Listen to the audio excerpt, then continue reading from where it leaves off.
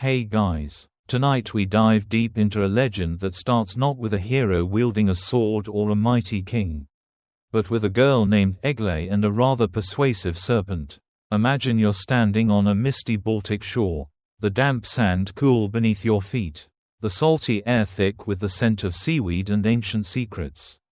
You watch waves roll in and out, endlessly shaping the coast, much like the way stories shape our understanding of the world.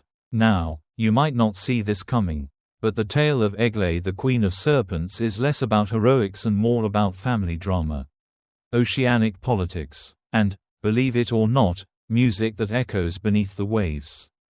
So, before you dive in, take a moment to like the video and subscribe, but only if you genuinely enjoy what I do here. And hey, drop your location in the comments and tell me what inspired you to watch tonight.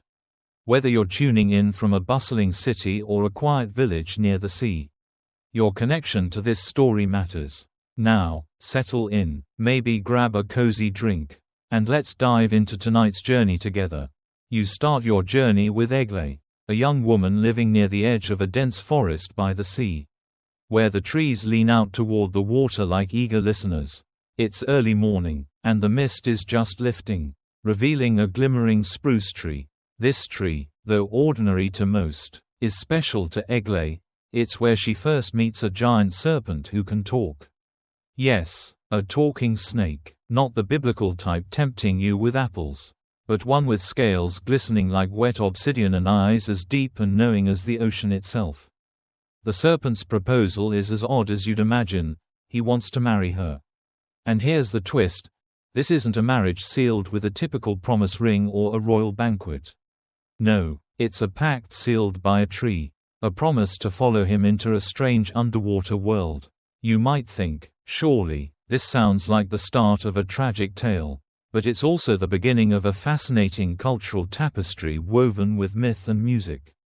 Scholars still argue whether this serpent represents an ancient sea god or a metaphor for nature's unpredictable power. Either way, you sense that something magical is about to unfold. Before you follow Eglė beneath the waves, consider this quirky tidbit. In some versions of the story, the serpent is so clever that he disguises himself as a handsome young man on land. A bit like a mythical underwater Casanova. This shape-shifting ability hints at an ancient fascination with transformation, a theme that runs through many folktales around the world. And if you listen closely, you can almost hear the faint, haunting hum of something mysterious just beyond the shore. As Eglė accepts the serpent's hand, you realize you're not just stepping into a love story, but into a legend that will transform your understanding of family, power, and music beneath the waves. The trees rustle softly behind you, as if whispering a warning or maybe encouragement. Either way, you're about to enter a world where the ordinary meets the extraordinary. So, you've accepted the serpent's invitation, metaphorically, of course, and now you're descending into a world that most never glimpse.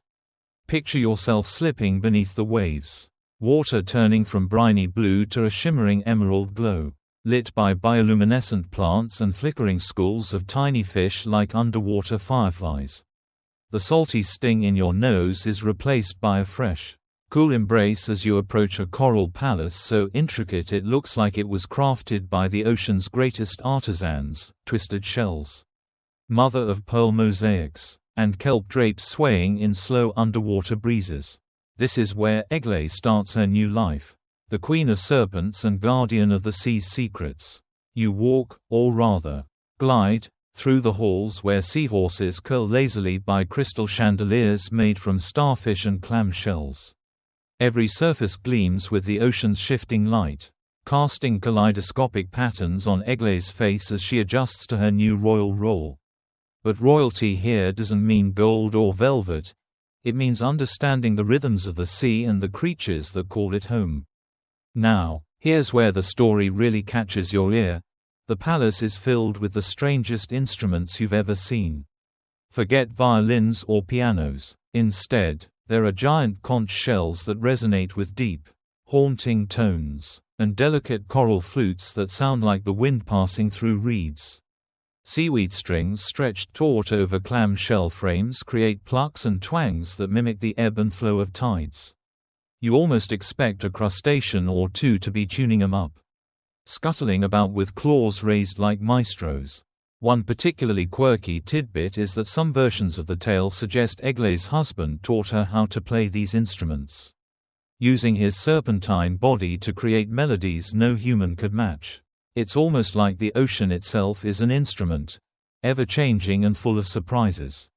And yes, scholars still argue whether these instruments were purely mythical or inspired by ancient Baltic Sea rituals that might have included real underwater sound-making devices. As you glide deeper into the story, you notice how Eglé's role shifts from mere bride to queen of this underwater realm. She becomes the steward of the sea's music, learning to blend natural sounds into harmonies that soothe storms or rally sea creatures. The palace isn't just a home, it's a concert hall, a laboratory, and a sanctuary all at once. At one point, you catch a glimpse of Eglė practicing with the giant conch, her fingers barely grazing its surface while a low, vibrating note hums through the water.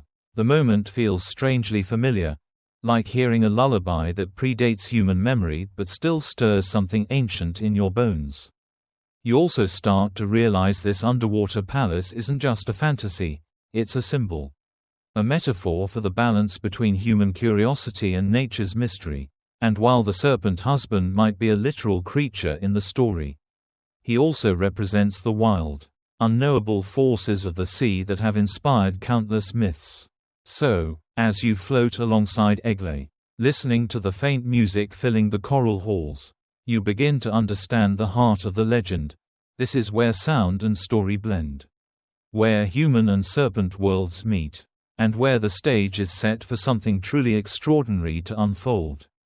You're now living the curious life of Eglé's three sons, born of both human and serpent blood, each shaped by the tides and tempered by the sea's ancient song. Imagine being a boy with shimmering green scales, who can slip through coral reefs as easily as you once walked through forest paths.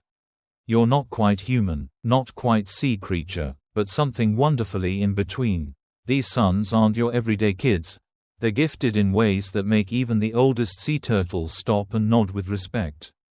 The oldest, Zilvinas, carries the deep, sonorous voice of the ocean floor, able to summon rumbling bass notes by vibrating his long serpent tail.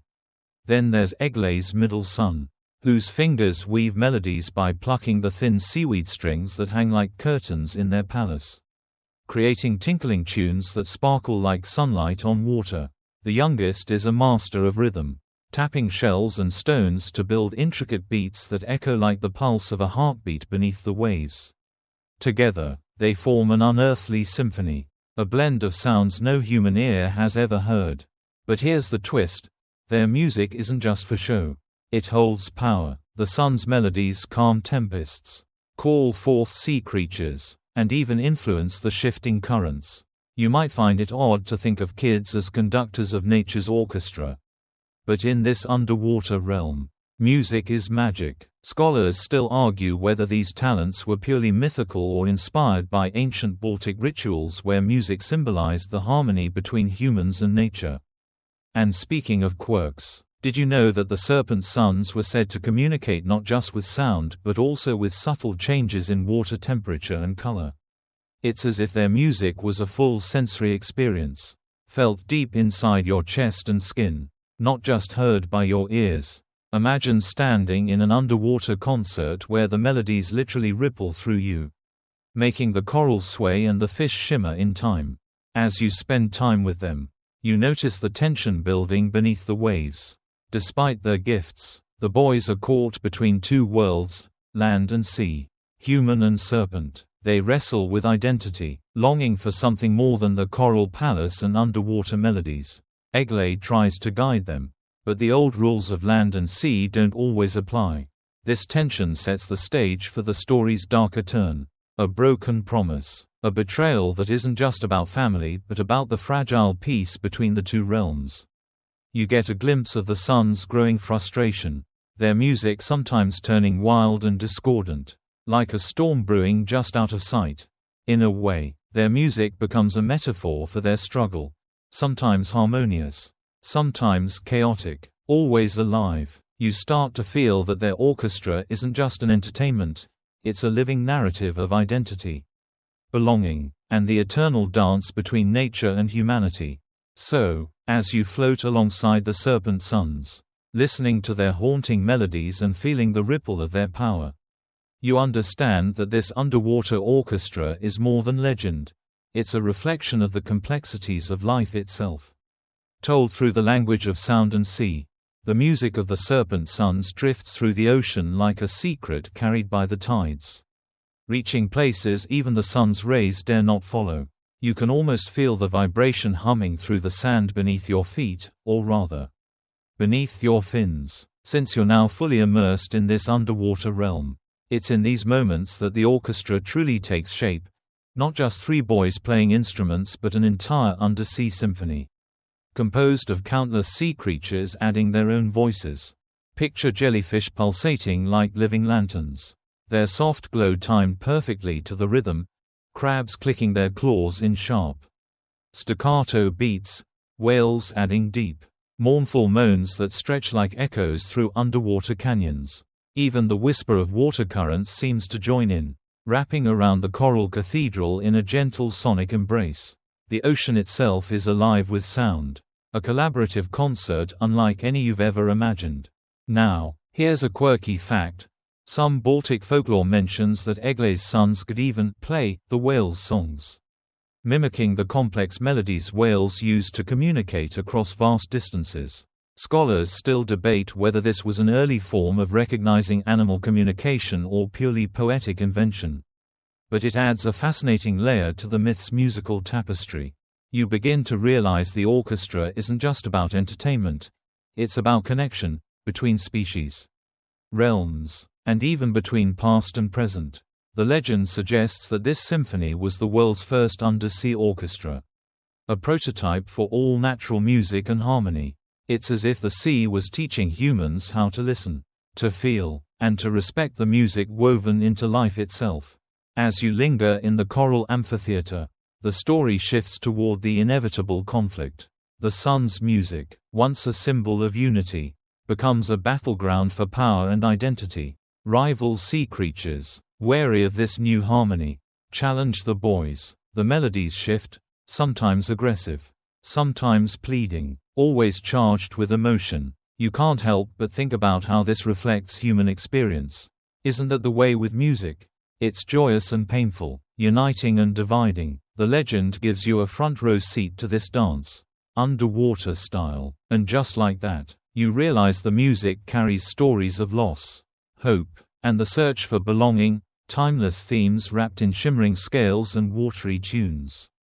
So, as the undersea orchestra swells and fades, you're left with a sense of wonder at how something so strange and distant could feel so familiar. This isn't just a myth about serpents and sea suns. It's a tale about the universal language of music and the bonds it creates across worlds. You watch as the undersea orchestra reaches its crescendo, and the story steers toward resolution, weaving together threads of music, family, and transformation. The Serpent Sons, despite their differences and the storms they face, find a way to harmonize, not just their instruments, but their lives and identities. The music softens, becoming a balm to the turbulent waters, a quiet promise that even the deepest divides can be bridged. One fascinating detail is how the legend describes the sons turning into various sea creatures after the tragic fallout with their mother. Each transformation symbolizes a different aspect of the ocean's music. The oldest becomes a large fish whose scales shimmer like silver cymbals. The middle son morphs into a fish known for its melodic calls, and the youngest transforms into a nimble, rhythmic swimmer, echoing the subtle beats that keep the orchestra together. Scholars continue to debate whether these transformations were symbolic lessons about adaptability or simply mythological storytelling tools. You feel the gentle irony here. These once human sons, caught between land and sea, become the very voices of the ocean, immortalized in the waves and the creatures that swim beneath them. Their story isn't just about loss or punishment.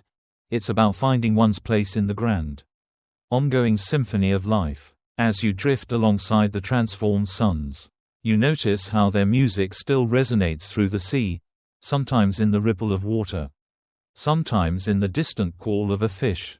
Their legacy is a melody that never fades, a reminder that even the most unexpected stories can become timeless. Now, let's reflect for a moment on the story's quieter truths. It teaches us about the balance between change and tradition, the power of music to heal and unite, and the beauty found in embracing who we are, even if that means becoming something entirely new. It's a message as relevant underwater as it is on dry land.